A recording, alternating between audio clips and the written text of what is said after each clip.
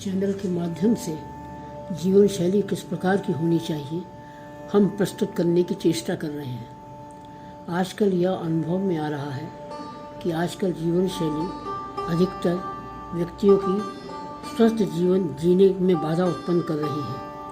परिणाम स्वरूप तरह तरह के रोगों की उत्पत्ति हो रही है। प्रायः देर से सोना, अधिक समय तक टेलीफोन और टेलीविज़न और मोबाइल के साथ बैठना जीवन शैली का प्रमुख अंग होता जा रहा है। प्रातःकाल देर से उठना और रात्रि को देर से सोना संभवतः रोगों की उत्पत्ति की तरफ व्यक्तियों को ले जा रहा है। स्वास्थ्यवर्धक न होकर तथाकथित स्वादवर्धक हो रहा है भोजन का स्वाद, और आजकल व्यक्ति उन्हीं को पसंद कर रहे हैं। स्वास्थ्यवर्धक भोजन की उपेक्षा हो रही है। दिन प्रतिदिन ये हम देख रहे हैं कि लोग अस्वास्थ्यवर्धक वस्तुओं की ओर पलायन कर रहे हैं।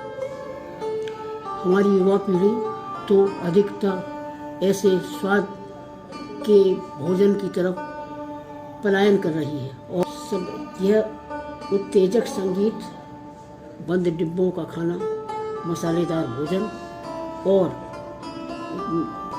इसका दुष्प्रभाव हमारी आने वाली पीढ़ी पर पड़ सकता है। परिणाम स्वरूप उनकी बौद्धिक क्षमता कम हो सकती है तथा ज़्यादातर बीमारियां उनको बचपन में ही घेर सकती हैं। हमें इसका डर है। ये आज की आवश्यकता है कि हम अपना खान पान स्वास्थ्यवर्धक और जीवनवर्धक बनाएं, और ये जीवन शैली ऐसी हो कि जिसका हर पहलू हमें उत्तमता की तरफ ले जाए और हमको और हमारे समाज को और देश को इतना अधिक उन्नतिशील बनाए, और अपनी युवा पीढ़ी को, अपनी बाल पीढ़ी को एक उत्तेजना से हटाकर एक स्वास्थ्यवर्धक और जीवन के उन्नति के शिखर पर ले जाए। इस संदर्भ में जीवन शैली और दिनचर्या क्या होनी चाहिए, हमें श्रीमद् भगवद गीता के निर्देश की तरफ जाना होगा।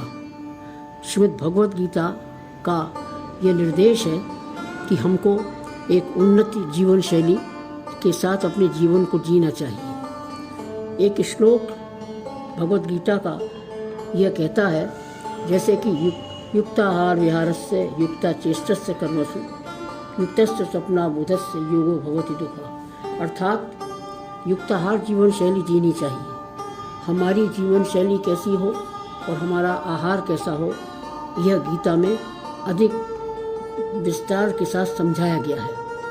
गीता व्यक्ति को संयमित एवं नियमित जीवन शैली का निर्देश देती है। भोजन अथवा आहार, विश्राम अथवा नींद मनुष्य की मूलभूत आवश्यकताओं में से एक है। आहार कैसा हो और किस प्रकार उसको ग्रहण किया जाए, इसका भी उल्लेख हमको भगवद गीता में मिलता है, जो कि हमारी जीवन शैली का अंग है। आहार की मात्रा के विषय में भी गीता स्पष्ट निर्देश देती है कि बहुत अधिक या कम खाना दोनों ही वर्जित हैं, और ये हमारी जीवन शैली के विरुद्ध है। प्रायः देखा गया है कि इंद्रिय तृप्ति के लिए किया गया भोजन आवश्यकता से अधिक खाया जाता है, और व्यवहार में देखने में मिलता है कि तथाकथित स्वादिष्ट भोजन तीखे, चटपटे और इस तरीके के तले भुने होते हैं, जिनसे कि हमारा स्वास्थ्य गिरता जाता है। इनमें विशेषकर डबल रोटी, बिस्किट, चाट, पकौड़े आदि सम्मिलित होते हैं। भोजन जीवन की आवश्यकता है, अतः संयम के साथ तथा आवश्यकता के अनुसार करना चाहिए। कम खाना और उपवास भी वर्जित है। उपवास क्यों वर्जित है कि उपहास शास्त्रों के विरुद्ध किए जाते हैं। शास्त्रों से अनुमोदित ही उपवास होने चाहिए। भगवद गीता के अध्याय 6 के 16वें श्लोक में भी इस चीज़ की संस्तुति की गई है कि आलस्य जीवन को नष्ट करता है। गीता का यह स्पष्ट निर्देश है कि व्यक्ति अपने कार्य, वचन, निद्रा, भोजन आदि में एवं गृहस्थ जीवन के कार्यकलापों में नियमित रहे, अर्थात नियमित जीवन शैली जिए। इस नियमित जीवन से जो भौतिक दुखों से अनुभूति नहीं होगी और अनिश्चित दिनचर्या एवं कार्यकलापों से सारे शरीर एवं अवयवों को नुकसान नहीं पहुंचेगा तथा तरह तरह के शारीरिक रोग होते हैं जिससे कि व्यक्ति भौतिक क्लेशों से कष्ट पाता है यदि हम जीवन शैली को खराब बना लेते हैं। सारांश में यह समझना चाहिए कि व्यक्ति अपने खाने सोने और आमोद प्रमोद तथा अन्य कार्य करने की आदतों में नियमित रहे और समस्त भौतिक क्लेशों से दूर रहे। व्यक्ति को अपने कार्य वचन निद्रा जागृति शारीरिक कार्यकलाप जो कि एक नियमित जीवन शैली के अंग है उनमें नियमित रहना चाहिए।